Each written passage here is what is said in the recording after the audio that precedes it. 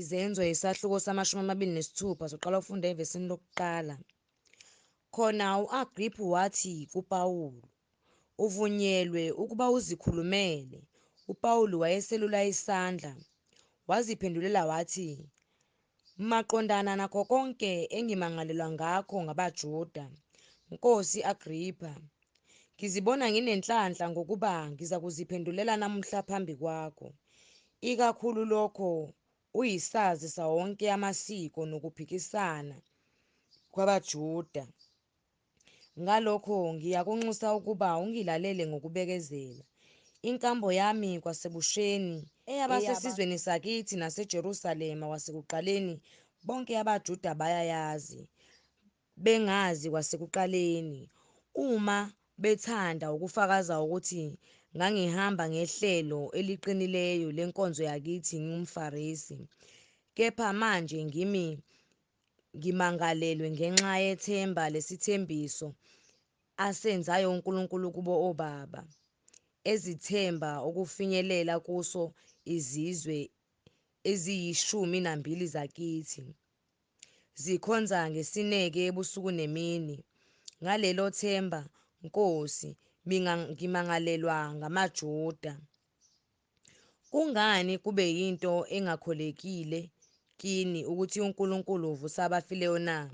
Kepha mina ngokwami ngangithi ngifanele ukwenza okuningi okuphambene negama likaJesu waseNazaretha.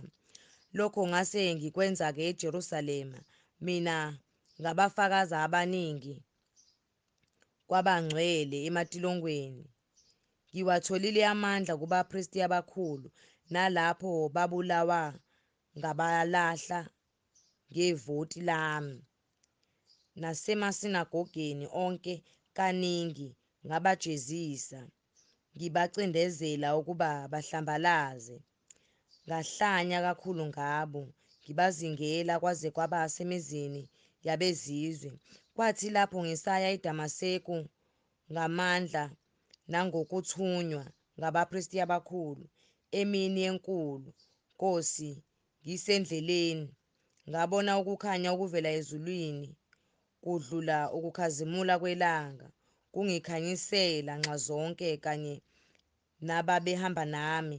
Kwathi sesiwile phansi sonke emhlabathini, ngezwa izwi likhuluma kimi ngolimi lwesiHebheru lithi, "Sawulu, Sawulu, ngizingelelani na? Kulikhuni-ke ukukhahlela ezinkandini." Kepha mina ngathi, "Ungubani, Nkosi na?" Inkosi yathi, "Mina ngiwuJesu omzingelayo.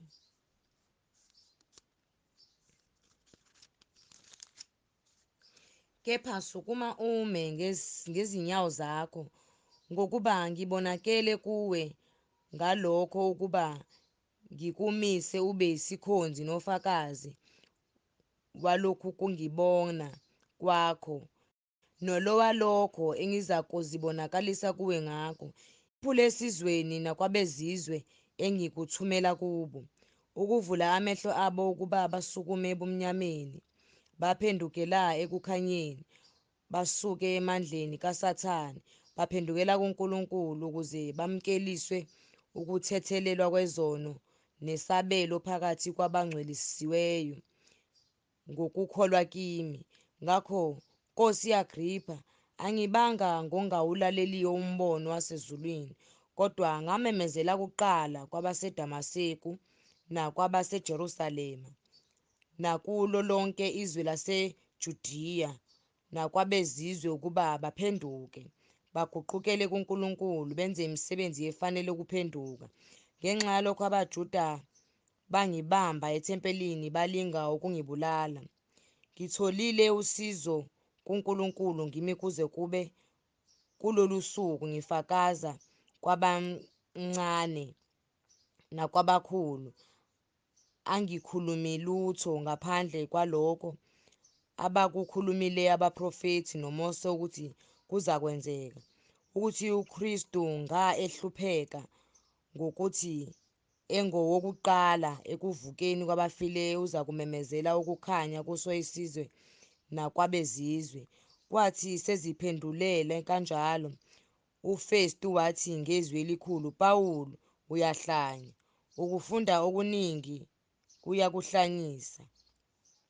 Kepha uPawulu wathi, "Angihlanyi, Festu odumileyo, kodwa ngikhuluma amazwi ayiqiniso nawokuqonda, ngokuba iNkosi engikhuluma ngayo ngesibindi iyazi ngalezi zinto, ngokuba angikholwa ukuthi kukhona utho lwalokho olufihlekile kuyo, ngokuba lokho akwenziwanga engosini.